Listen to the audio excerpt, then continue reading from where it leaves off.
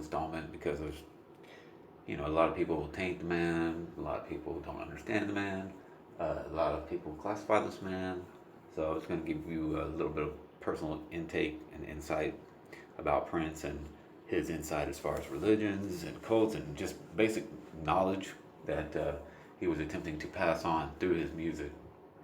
Uh, so we'll look at some of these images here. Uh, the album cover, Hit and Run, with the three lens glasses. The third one is representing the third eye. If you don't know what the third eye is, it's just a representation of, looking at things through. I don't know if you call it supernatural, but a spiritual type of way. You can go into more of that, or you can look up what third eye means on your own. Chaos and disorder. A lot of people will reference this.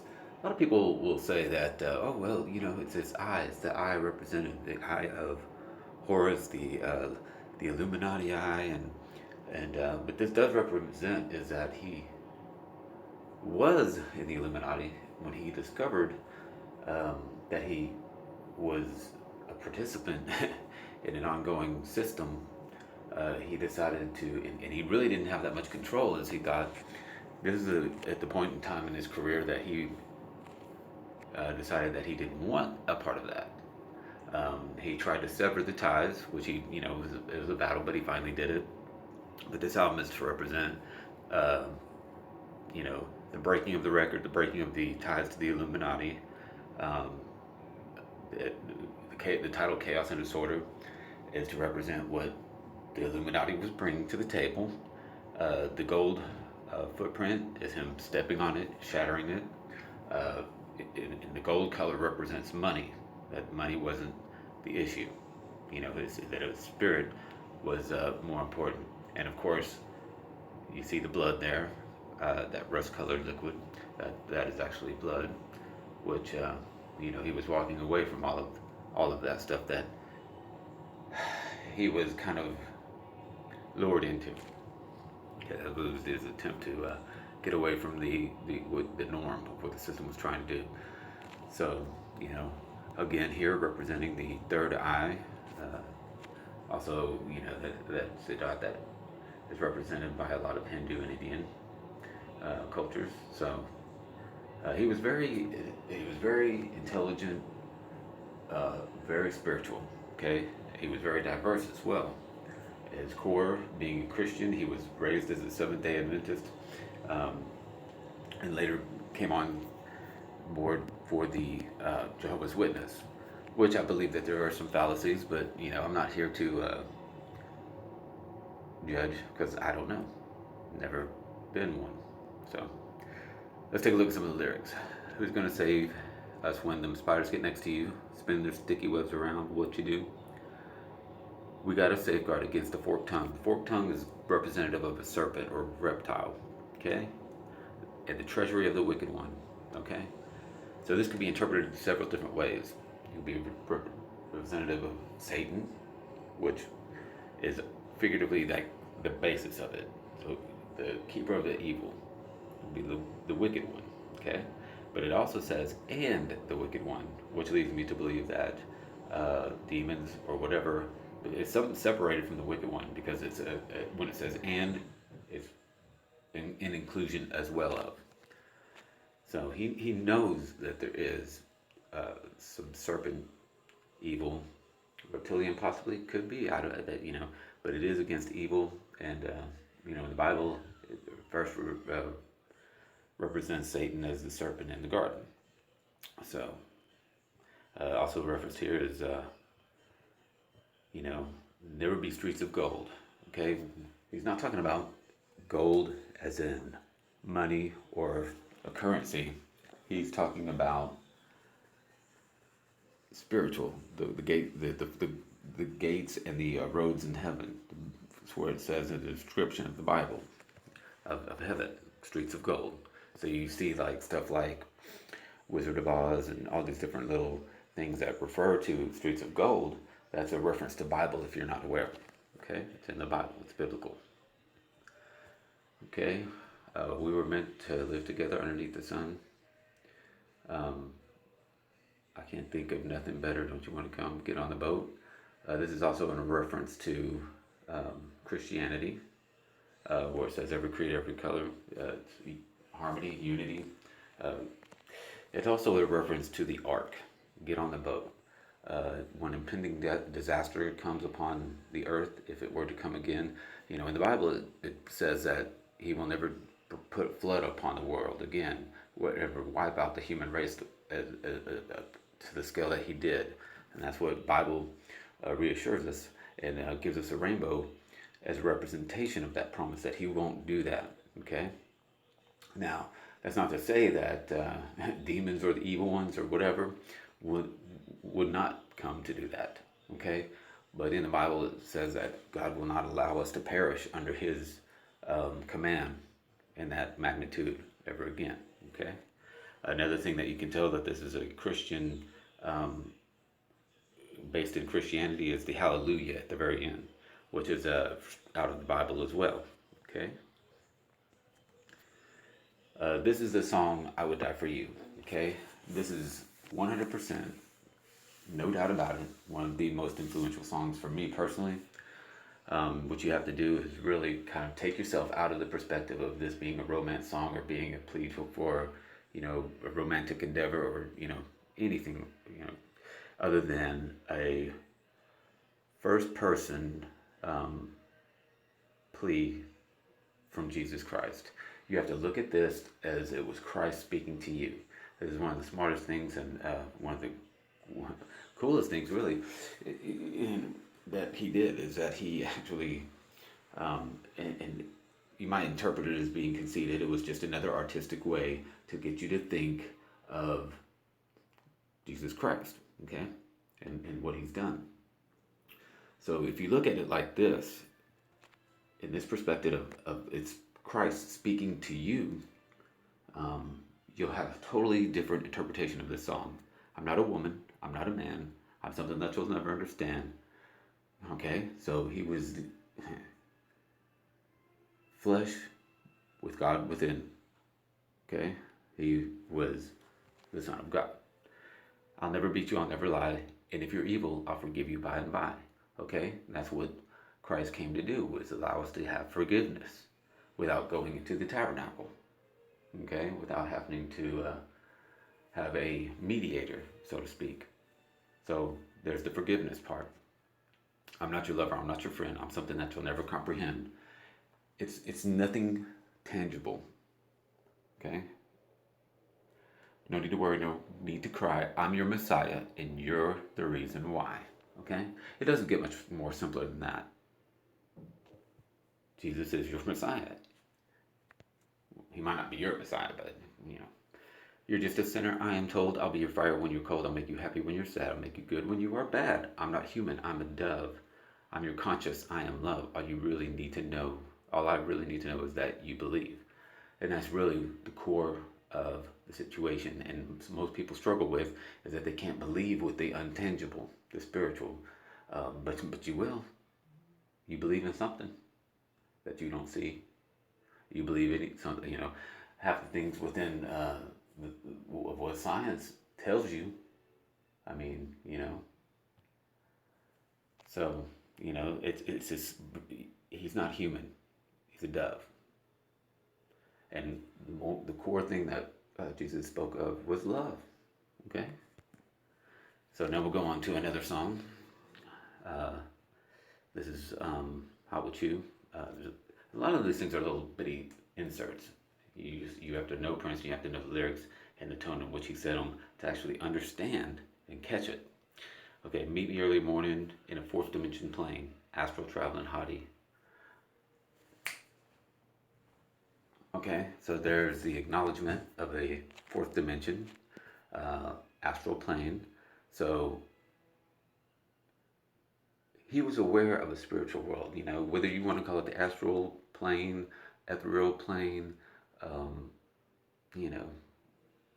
ghosts, whatever, a realm beyond the flesh that you can separate from the physical into a spiritual. Okay, so he was very aware of that. I don't know if he practiced that, but it would seem that he would have, being as far was my knowledge is how spiritual he was, and that he had this knowledge. I mean, I couldn't see him not pushing his mind through his body. Okay, so he's acknowledging the fact that there's this fourth dimension, and that you can actually travel through it. Okay, that's an acknowledgement. You know, so and for me personally, I know about this realm. It is a factual, existing plane. Okay, when we get past the mental ties that adhere us to the molecular physical world, we can more better understand concepts of the mind a lot easier. But you're constrained to all these rules and regulations and factoids that you believe are certain. They're just assured, comforts for you. Okay, slowly candle burns. Where they learn hypnosis, how they keep me under for so long, break the bread I earned, just keep me far from the closest. I need their kind to illustrate what's wrong. Okay, this is also in reference to his severing his ties to the Illuminati. Okay, where they learn hypnosis. Okay, how they keep him under for so long.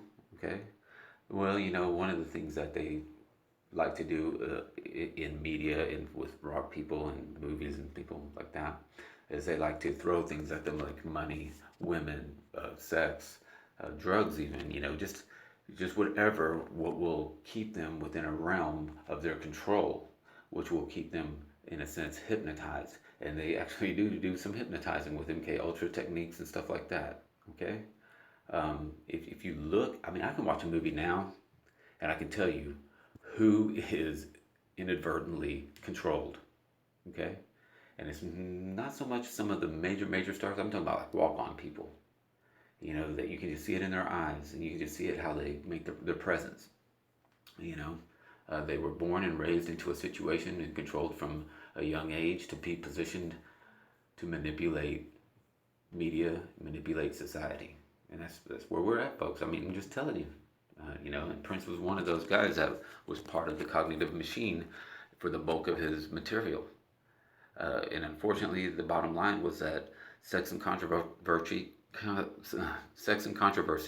was a main seller. So to stay relevant, it get a little bit of portion, even if it was only like a 2% or even a line in a lyric in a song, he was able to put that out and get something positive out.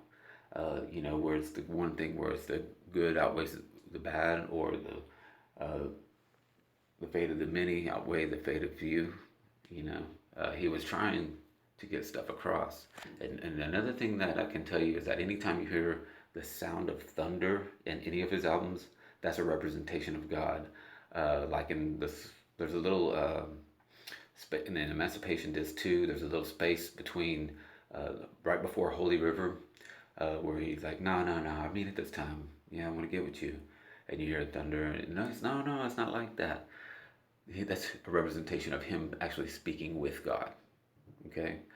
Now, what that little insert does, I don't know, I try to find the audio for that and play that for you sometimes. It's interesting to realize that over and over he tried to stay true to his Christian roots, yet he walked away several times, or did what he had been lured to do, be a puppet, and there's no shortcuts or anything about it.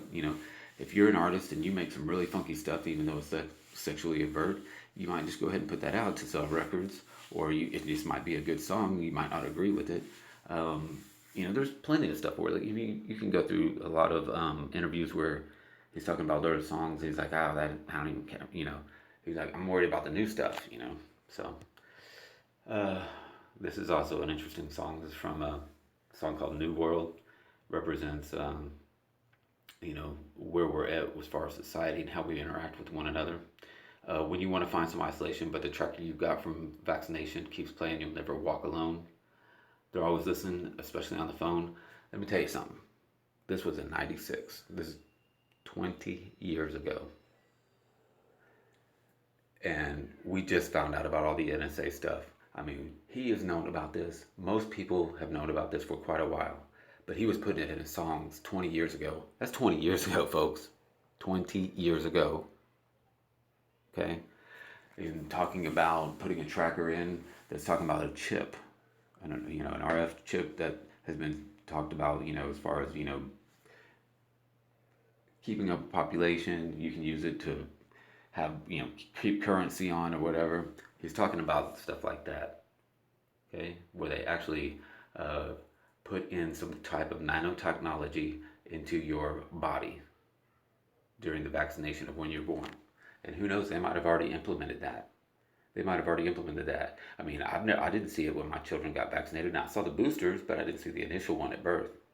So who knows what they do, you know? Like, there's a lot of things that are going on that we're not made aware of until after the fact. And that's a fact. Jack. When the lines blur, every boy and girl, okay, this is talking about transgenderism, uh, and all the things that are really prevalent. This is also, again, this song is in 96. This is taking the head, this 20 years ago. There wasn't, in the foreground. There was very, very little of transgender surgery going on. It was mainly, drag dressing, but now it's becoming, a staple in a modern society of transgender acceptance and transgender, acceptance. Which, I mean, I don't really care if that's what you want to do. Hey, do it, dude. That's all good, you know. But I'm just showing you that this man was way ahead of his time. How you gonna make it the brave new world? Don't let the transgender thing separate us. Okay, that's what he's saying in this song. Don't let it. Don't let. And I'm gonna say this, and I'm probably gonna piss some people off and pretty much offend people, but I think when you came out that womb, you are who you are. Just because you can't find some acceptance, can't find love or whatever, you I think that transgender, and it might be because I've never had the desire to, so I don't completely understand it, and I've never sat down with a transgender person and had a conversation, so I'm not trying to piss somebody off. I don't understand it from that point of view, and from what I believe is that you're trying to make up for something. I mean, this is the way I feel about Bruce Jenner. Okay, why wouldn't he have done it way earlier if that's the way he felt that he was a woman? I mean, he had the money, he had the means. I mean, come on now. I think what happened is that he was caught up in this family, and this family was all about social and attention, and he kind of was like, oh, they're about that. Well, let me show them what I can do. I think it was about controversy and really about kind of like ratings and a way to get these people off of you know off of what their hearts were on. I think he was probably like that. I could be wrong too. I don't know, but that's just how I feel. But every now and then there comes a time you must defend the right to live, to die and live again and live again. He kind of references reincarnation a few times. I'm not one to necessarily believe in reincarnation.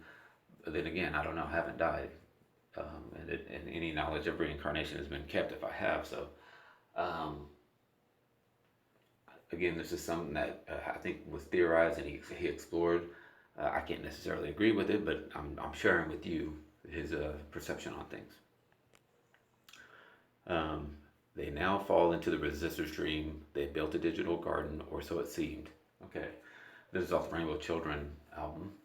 This is lyrics that are in reference to one of the devil's greatest designs, which is the internet. And I can show you 20 different ways to get 666 out of the internet. Okay, there's no doubt in my mind that when a child can get on a computer or a cell phone or easily access device and get murder, blood, porn, and any kind of knowledge that they want or don't want and have it pressed up against their face, that's not a good thing. Okay, I mean, even for grown-ups, there's a lot of crap and dirt on the internet. Okay, the resistor dream, they built a digital garden. That digital garden is in reference to the internet. Okay, a digital garden. And then they thought everything was good, but so it seemed. Okay. All right, this is a song called Silicon. Um, this is a great one as far as trying to gear towards the against the machine. One day you'll get outside the do rag. That's a lyric in reference to getting outside of the gangster, or the thuggish, outside of the stereotypical state of mind, you know, or just get out, get yourself out of it. One day you will, get yourself out of that, the whole thing that most rap, or a lot of just heavy metal, just mentality of just like, arg, I'm gonna take what I want and do what I want, and I'm gonna have sex with whoever, I'm gonna get this guy's girl, or I'm gonna thrash this, and it just it's a mentality that's basic. So when you really want to contemplate a jacked up paranormal, it's, another word that is very important, paranormal situation that your people got into. Okay, now it's saying that he's excluded from that material. Okay, this is after the fact. This came out at 2000s, like early, man, by about 2009, I think. But it's on the Chocolate Factory, not Chocolate Factory, the Chocolate Invasion. Anyway, um, it's basically a plea, and then he's going to tell you, can I help you? Long ago, who considered the outcome? Who did that? Probably the Illuminati. Now I'm thinking that a cat like you would be troublesome. They systematically design people as a majority whole because they think that we're inferior intellectually and spiritually. So they decided to put us in a mind tangled and curriculum, guaranteed to leave you in a state of delirium, while all along teaching the kids in the valley to be dumb. Okay, they're teaching you kids to be dumb. See, I can't even hardly pronounce some of these words because I'm an idiot. No, I'm just kidding. But it's a mind tingling curriculum. It's a curriculum. It's a set program to dumb us down, broke and dumb, keep us poor. I'm telling you, there's ways that it could all pan out to where we could be equal and have everything we need in life and want in life on a system of love. Okay? All right, but just a rope of silicon. That's you'd be the judge on that one. Okay? I mean, I believe that it's just in reference to computers and internet. You can bet they'd be chilling in Babylon. Okay, that's a reference. It's also a biblical reference, but it ties back to the Illuminati. Thinking about a way they could split the proton. This is the stuff that's kind of going on in CERN right now. Okay, this is what's a lot of theories are taking place in the foreground with CERN at the helm, concerning Mandela effect and all of this stuff. All the while you eating chicken and dead prawn. Dead prawn, that's referring to shrimp and chicken. Okay, Mickey D's shake, McDonald's shakes, and a filet mignon. Not the healthiest of foods in the world. He was a vegetarian. Unfortunately, I'm not. I'm not a vegan. That's not my lifestyle. I don't have the I don't have the I can't. I just can't do it. I don't know. Maybe one day. I wouldn't mind saying it, but it's just not. I can't do it right now. To the slaughterhouse. Welcome to the slaughterhouse. That was the album, not chocolate, but yeah, the slaughterhouse. Leave that blood alone. Don't you know that dead blood kills interferons? This is an interesting, and I actually looked this up. A lot of this stuff, I get down and I look it up because I really have no knowledge. But interferons are what kills diseases. That it's actually in your own blood.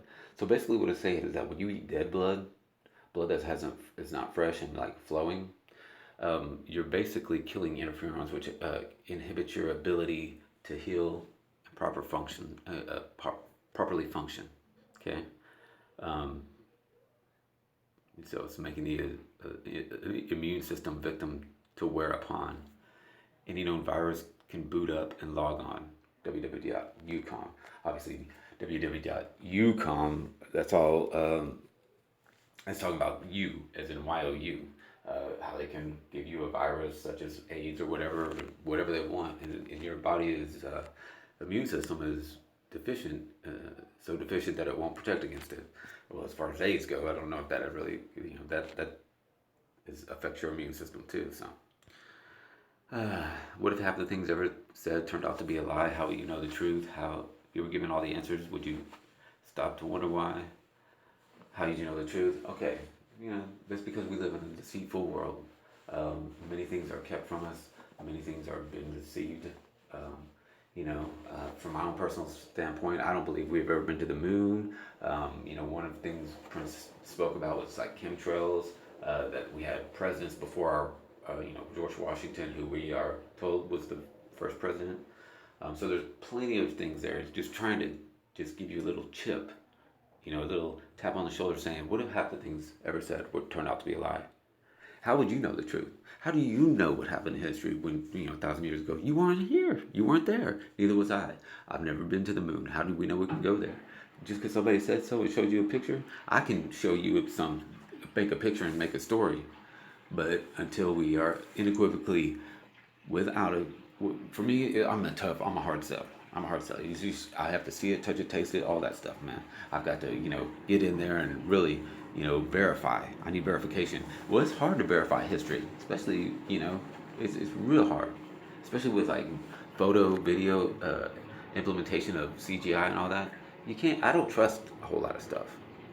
And here recently, it's even gotten worse. But using a special code, he accessed his mind, talking about the third eye, talking about astral traveling and a passion of fashion. He began traveling time, talking about time travel. The serpent approves, talking about Satan. That appears between Adam's thighs, correlating that Satan and evil is also conformed into sexuality. Talking about the penis being a serpent as well. He tries to release upon Eve the nectar, talking about, intercourse and cum, well, semen or whatever. Genital juice. Genital juice, that's a good one. The injector tries, and once they completed this act, the abduction was complete. So, in his perspective, the thing that happened in the garden was not the fruit of life, it was the knowledge they wanted the knowledge to seek, and they gained sexual knowledge, okay? And lust became present. That's one of the things that underlying throughout his music, that you will find that that sex is glorified, but it's also one of the things that he steps back to and regrets quite a bit, because he does see it as a sin if it's not, but that's one of the things that they entangle, the Illuminati will use, especially with musicians and people, is that nobody wants to be alone. Somebody wants love, and sex is good. It's better than a drug. Better than any. It can be. It can be, but it's supposed to be a beautiful thing meant for one person to another person for eternity. A lot of people just have to have multiple partners and all of this stuff, but I believe that it's meant and designed to be a trial and tribulation to have a relationship with one person throughout time. I mean, I've had multiple partners, but I don't feel that way anymore because of all the hurt and the attachments and the spiritualness that takes place and the transference that can occur during sexual activity. It does. It leaves you. You gain a little bit, but you lose a little bit too. So I believe that it's it's an experience, and it's kind of like this. Once you go across to the fence to the greener grass, your curiosity doesn't stop. It's just you're not satisfied. From certain perspectives. But it's all in your mindset. It really is all in your mindset. If you're not prayed up and protected against it, you could be susceptible to fall from grace pretty easily. So. I ain't gonna give up too much of my sexual history, but I'm pretty much sustained and celibate. And I've been that way for a little while, maybe too long. I'm gonna give me some someday. Wow, we'll see. Anyway, that's gonna wrap it up for this this little insert. Probably went on. I don't know how long it's been going on, but I just wanted to leave a little bit of an insight from the spiritual and some of the lyrical content from Prince, and I might do some more revealing, from him, because he was a pretty big inspiration to me.